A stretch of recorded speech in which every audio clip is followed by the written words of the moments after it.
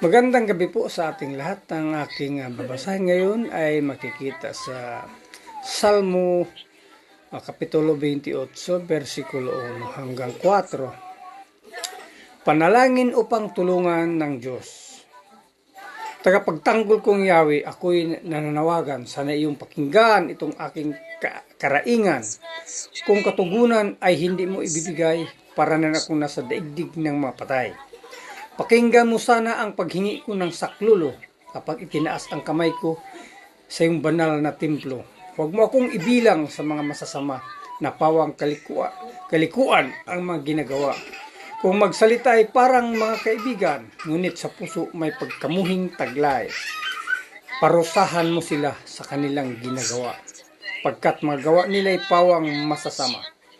Parusa sa kanila iyong igawad, ibigay sa kanilang hatol na dapat. Yun lang po. Maraming salamat. Purihin ang Panginoon. God bless. Isang mapayapang gabi po sa ating lahat. Sa aking pong pagpapatuloy ng aking pagbabahagi ngayong gabi, ngayon po ay nasa 28 kabanata sa aklat pa rin po ng mga awit. Sa talata 5, ito po ang nakasaad. Mga gawa ni Yahuwah ay di nila pinapansin, mabubuti niyang gaway ayaw intindihin. Kaya't sila'y kanyang pupuksain at hindi na muling pababangunin. Ito po ang nakasaad sa banal na kasulatan. Ang papuri po ay laging sa Amang Lumikha. Amen. Isang mapagpalang gabi po sa ating lahat. Ang aking pambabasahin ngayon ay mula sa libro ng Salmo chapter 28 verses 6 and 7. Purihin ang Panginoon dahil pinakinggan niya ang aking pagsusumamo. Kayo ang nagpapalakas at nag-iingat sa akin. Nagtitiwala ako sa inyo ng buong puso. Tinutulungan niyo ako, kaya nagagalak ako at umaawit ng pasasalamat. Amen. God bless po. Hello po, good evening. Ang aking Bible verse for today is from the book of Psalms, chapter 28, verse 8. Iniingatan ni Yahweh ang kanyang sambayanan. Siya ang kanlungan ng kanyang haring hinirang. Amen. Ang mabuting balita ng ating Panginoon. Isang mapagpalang araw po muli sa ating lahat at purihin po muli ang Panginoon sa favor na tinanggap muli natin sa araw na ito na tayo po'y makapagpatuloy sa pagbabasa po ng Biblia at the same time ay ginagawa nating devotion yung na nababasa natin sa Biblia. So sabi po dito sa Psalms chapter 28 verse 9, iligtas mo ang iyong bayan at pagpalain mo ang iyong mana. Pakanin mo sila at pasanin mo sila magpakailanman. So dito makikita po natin na talagang grabe yung panalangin ni David o nung psalmist. Hindi lang po siya humihiling at nanalangin para doon sa sarili, kundi andun po na patuloy niya ring isinasama yung bayan.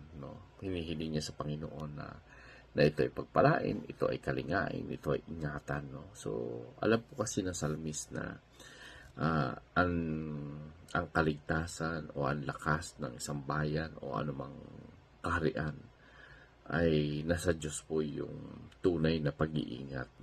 Na kapag ang Diyos yung nag-iingat sa isang kaharian, ay ganap po ito na magiging sagana. Kaya napakasarap talaga minsan kapag alam natin na i-memorize yung Psalms 23. The Lord is my shepherd, there's nothing I lack. So dito makikita at pinapakita na talagang hindi ka pwede magkulang pag yung Panginoon ang iyong pastol. So alam po ni David na